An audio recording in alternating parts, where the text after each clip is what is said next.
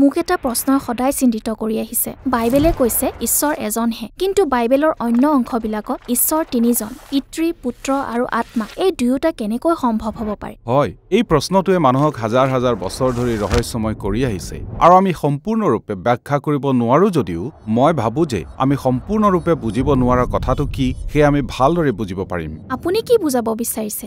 হয়, ইয়াক এনেদৰে ভাবক।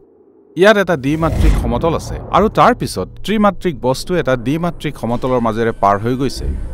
ঠিক আছে, এই দৃষ্টিকোণৰ পৰা ত্ৰিমাত্ৰিক বস্তুটোৰ কিছু অংশ সমতলৰ ওপৰত আৰু কিছু অংশ তলতো আছে। গতিকে ইয়াৰ যুক্তি আছে, কিন্তু কল্পনা কৰক আপুনি দ্বিমাত্ৰিক সমতলত আবদ্ধ হৈ থকা এজন দ্বিমাত্ৰিক ব্যক্তি। আপুনি কি দেখিব? মই নাজানো, মই কি দেখা পাম? হয়, ইয়াক এনেদৰে দেখা যাব। হয়, এই দৃষ্টিকোণৰ পৰা ইয়াক অসম্ভৱ যেন লাগে। এইটো এটা বস্তু, আৰু তাৰ পিছত দুটা, আৰু তাৰ পিছত তিনিটা। কিন্তু বাস্তৱত সেই সকলোবোৰ একেটাই, মাত্ৰ আপুনি বুজিব পৰাকৈ নহয়। এতিয়া এই গোটেই কথাটোক আমি ঈশ্বৰক জানিবৰ বাবে এটা দৃশ্যগত উপমা হিচাপে লওঁ হওক। বাইবেলে দাবী কৰে যে ঈশ্বৰ অতি শ্ৰেষ্ঠ, এক ঐশ্বৰিক সত্তা, যাৰ যোগেদি আমি জীয়াই থাকোঁ আৰু গতি কৰোঁ, আৰু আমাৰ সত্তা আছে, বা ঈশ্বৰে কোৱাৰ দৰে মই আছো জনা।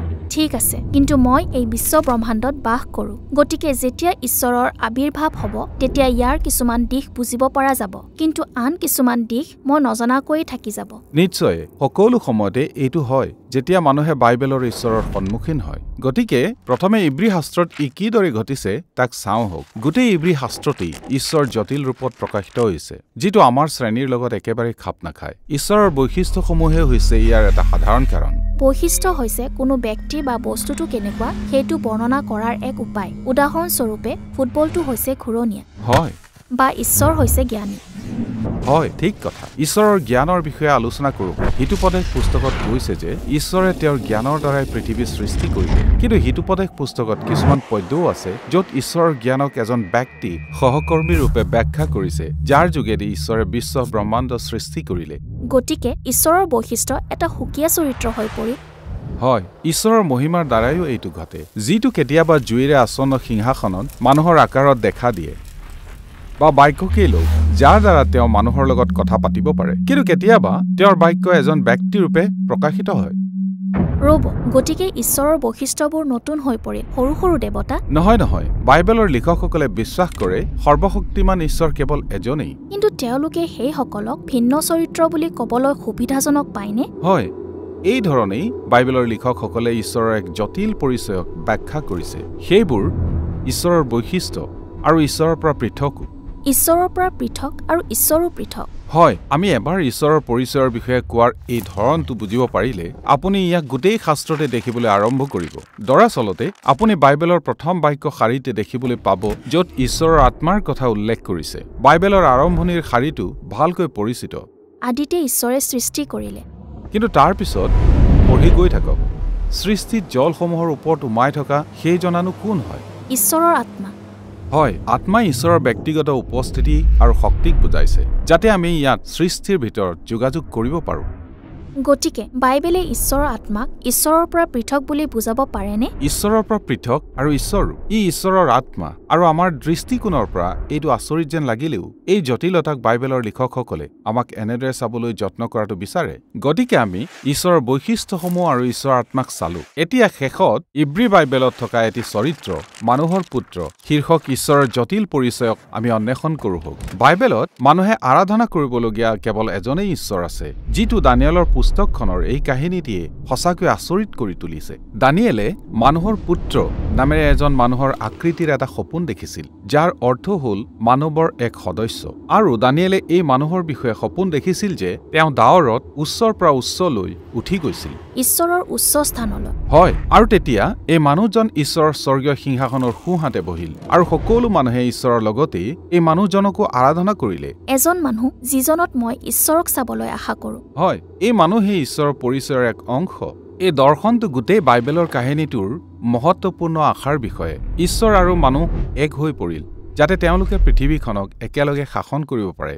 সেয়ে মানুহৰ পুত্ৰ ঈশ্বৰৰ পৰা পৃথক আৰু ঈশ্বৰও পৃথক। সঁচাকৈ সেয়ে আমি আলোচনা কৰি অহা সকলো কথাবিলাক পুনৰ বিবেচনা কৰি চাওক। ইব্ৰী শাস্ত্ৰ ঈশ্বৰৰ পৰিচয়টো জটিল, আৰু সেয়ে যেতিয়া যীশুৰ শিষ্যসকলে পিতৃ, পুত্ৰ আৰু পবিত্ৰ আত্মা হিচাপে ঈশ্বৰৰ সন্মুখীন হৈছিল, তেতিয়া এই সকলোবোৰ কেনেকৈ বাইবেলৰ একেজন ঈশ্বৰ হ'ব পাৰে সেই কথাসমূহ ইতিমধ্যে তেওঁলোকে জানিছিল। ঠিক আছে, সেই বিষয়ে আলোচনা কৰোঁ। হয়, নতুন নিয়মত আমাক নাচৰতীয়া যীশুৰ সৈতে পৰিচয় কৰাই দিছে, আৰু তেওঁ মানুহ, কিন্তু মানুহতকৈ অধিক ঊৰ্ধত। তেওঁ নিজকে মানুহৰ পুত্ৰ বুলি ক'বলৈ ভাল পাইছিল। দানিয়েলৰ দৰ্শনত থকা সেই ছবিটো। আৰু দাবীটো হ'ল যে তেওঁ ঈশ্বৰ, কিন্তু মানুহক ঈশ্বৰৰ সৈতে একত্ৰিত কৰিবলৈ মানুহ হ'ল।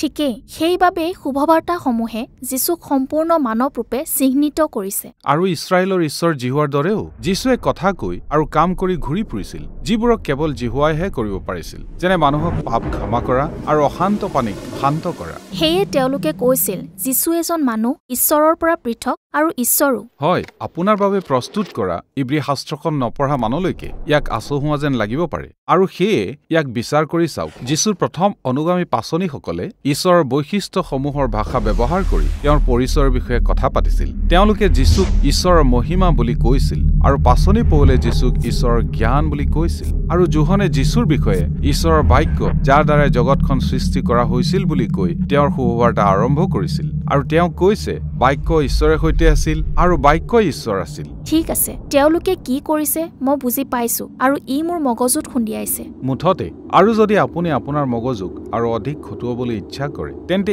এইটো বিবেচনা কৰক। ঈশ্বৰ মানুহ বুলি চিত্ৰিত যীশুৱে ঈশ্বৰৰ লগত এজন সুকীয়া ব্যক্তি হিচাপে কথা পাতে, আৰু যেতিয়া তেওঁ কথা পাতিছিল তেওঁ তেওঁক পিতৃ বুলি মাতিছিল। যেতিয়া যীশুৱে পিতৃৰ বিষয়ে কৈছিল, তেওঁ কোনো এক নিৰাকাৰ শক্তিক বা পৰাক্ৰমক উল্লেখ কৰা নাই। তেওঁ এজন ব্যক্তিগত সত্তাৰ কথা কৈছিল, যাৰ লগত আপুনি সম্পৰ্ক স্থাপন কৰিব পাৰে। বাইবেলত শাসক, সৃষ্টিকৰ্তা, বিচাৰক আদি নামেৰে ঈশ্বৰৰ বহুত ব্যক্তিগত প্ৰতিচ্ছবিবোৰ আছে। কিন্তু যীশুৱে ঈশ্বৰক ধাৰাবাহিক ৰূপে মোৰ পিতৃ বুলি উল্লেখ কৰিছে। যীশুৱে ঈশ্বৰক অসীম প্ৰেমৰ উৎস হিচাপে অনুভৱ কৰিছিল। তেওঁ কৈছিল, জগত সৃষ্টি কৰাৰ আগৰে পৰা পিতৃয়ে মোক প্ৰেম কৰিলে। দেখাত যীশুৱে পিতৃক এজন অনন্তকলীয়া জীৱনদায়ক ব্যক্তিৰূপে জানিছিল। ঠিক যেনেকৈ যীশুৰ বাপ্তিস্মৰ কাহিনীত যেতিয়া পিতৃয়ে স্বৰ্গৰ পৰা কৈছিল, এওঁ মোৰ পুত্ৰ, যাক মই প্ৰেম কৰোঁ। আৰু তাৰ পিছত পঢ়ি যাওক, সেই কাহিনীটোত যিজন ব্যক্তিয়ে পিতৃৰ পৰা পুত্ৰৰ ওচৰলৈ সেই প্ৰেমৰ বাৰ্তা কঢ়িয়াই আনিছিল, তেওঁ হৈছে ঈশ্বৰৰ আত্মা। গতিকে আমি ঈশ্বৰৰ আত্মাৰ বিষয়ে কথা পাতিলো। ইয়াত সৃষ্টিৰ অন্তৰালত আমি আত্মাৰ যোগেদি ঈশ্বৰৰ সৈতে যোগাযোগ কৰোঁ। হয়, আৰু যীশুৰ ক্ষেত্ৰতো একে সত্যই আছিল। আত্মাৰ জৰিয়তে তেওঁ পিতৃৰ প্ৰেমৰ অভিজ্ঞতা লাভ কৰিছিল, কিন্তু তাতেই শেষ হোৱা নাছিল। যীশুৱে তেওঁৰ যোগেদি এই প্ৰতিজ্ঞা কৰিছিল যে আত্মাই পিতৃৰ প্ৰেম সকলো মানৱ জাতিৰ আৰু সকলো সৃষ্টিৰ মাজত ভগাই দিব। গতিকে দেখাত এইসকল তিনিওজনক ভিন্ন ঈশ্বৰ যেন লাগে, কিন্তু সেই ভিন্নতাৰ স্বত্তেও মোৰ প্ৰকৃত ধাৰণা হ'ল তেওঁলোক একেই হয়। হয়, এইবাবেই যীশুৰ পাছৰ শিষ্যসকলে তৃতীয় ঈশ্বৰ বুলি কৈছিল। পিতৃ, পুত্ৰ আৰু পবিত্ৰ আত্মা হৈছে বাইবেলৰ এক ঈশ্বৰ। তেওঁলোক কেনেকৈ হ'ল মই জানিছো, কিন্তু ই কোনো দাৰ্শনিক সাঁথৰ নহয়। ঈশ্বৰক ত্ৰিঐক্য বুলি বৰ্ণনা কৰাটোৱেই হ'ল বিশ্ব ব্ৰহ্মাণ্ডখনক প্ৰেমৰ এক চিৰন্তন সম্প্ৰদায়ে একেলগে ধৰি ৰাখিছে বুলি দাবী কৰা, যিটো কথা মই সঁচাকৈ বুজিব নোৱাৰো। কিন্তু বাইবেলৰ ঈশ্বৰ এনেকুৱা সত্তা নহয় যে আপুনি তেওঁক বুজি পাব পাৰে। কথাটো হ'ল ঈশ্বৰ আৰু আমাৰ মাজত পৰস্পৰে পৰস্পৰক জনাটো, যাতে আমি তেওঁৰ প্ৰেমত অংশগ্ৰহণ কৰিব পাৰোঁ।